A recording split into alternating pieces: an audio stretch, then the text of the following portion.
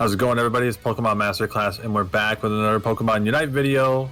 Today we're talking about Espeon, and Justin is the one playing. Justin, what's up? Hey, what's going on, everybody? Gym Leader Justin here. So, this is not really like a first impressions. This is basically our sort of, she's been out for a couple weeks. This is like our, we've had a lot of time to play with her and have some discussions and thoughts about her with the round table. So this is our sort of council discussion on how we think she is in the meta, and this is just sort of some gameplay to put in the background, right? Yeah. So let's talk about her as a character, like how she levels up and some of her moves. So she's obviously the new attacker, right? And so Brandini's super happy, Mr. Zero himself. He is the psychic gym leader of the PMC. Yeah. We do love Espeon. He's a good kitty. Big fan of Espeon. Yep. I will start off by saying this character is a lot of fun to play. Yes, 100%. The fun factor, definitely there. Yep. But a little bit deep dive. So obviously, before we get into their 1,000-foot view kind of thing, because it is an evolution, just like the Sylveon, it does also evolve at level 4, which is really, really powerful in the meta regardless, right, Brandon? Yeah, like this combination, this lane here combination of like Wigglytuff and Espeon, like really, really oppressive early on in some of these laning phases. Yeah.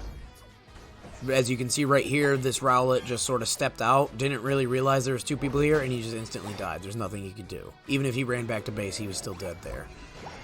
So one of the things that I love most about Espeon is the, like right there, the amount of burst that this character has. Like Espeon has a lot of burst factor, and I'm a huge fan of, obviously, this move that we're using right here on the R, Psyshock, which we already talked about, link will be in the description when we did sort of our overview when the gameplay was released of her.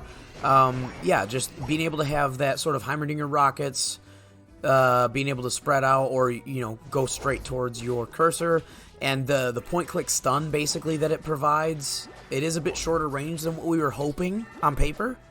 Yeah. But it's good burst damage, and it's hard CC. So it's just great, right? Yeah. And then what was the other move you ended up taking here? We'll talk about that right before you get up. Psybeam. Okay, so what are your thoughts? What are your thoughts on Psybeam over Future Sight? I love them both equally. Yes. Like, I genuinely 50-50 love them both equally. They're both really good damage. They're both fun to use and good sort of utility. I guess I'll do 51% Psybeam just because I like the pew-pew factor. Yeah. Like, yeah, it's just fun when we're playing and just murdering people and just being silly. But the reality is the utility of Psybeam, I think, is a little better because basically it can bounce through the team. And then also it will bounce the CC from Psyshock, so you can get a double stun.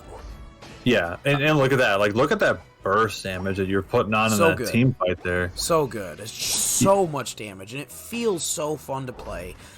In my personal opinion, if it was the choice between the two evolutions right now, I'm going to play Espeon, but that's just like a mayo or mustard kind of thing. Like, it's just a flavor profile, right? Yeah, so I guess that kind of brings us to, well, you know what? Let's talk. Where do you think this character stands compared to other attackers? I do, from like a high level, from like a tactical, if we're going to start going into more deep dive, crunchy number side of it, right?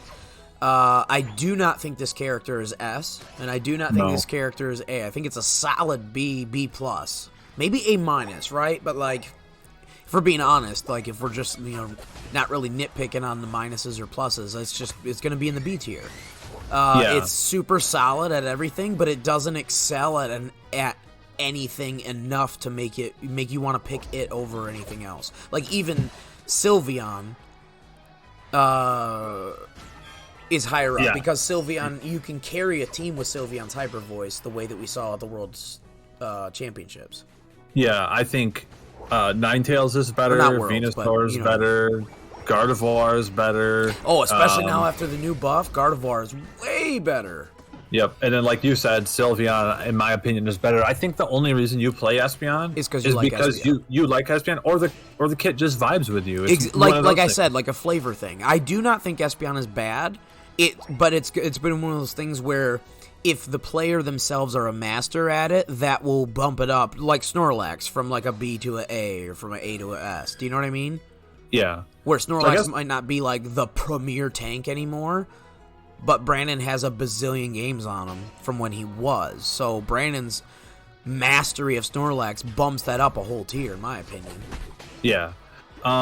So why don't you talk about the ultimate a little bit before, Yeah, we're about to see it come off cooldown. So basically, it's like Sylveon's. It's just a big AoE circle, but it's like an AoE like telekinesis. So, like Jean Grey moving everything with her mind, right? Everything within the circle gets lifted up and then slammed down, does some right there.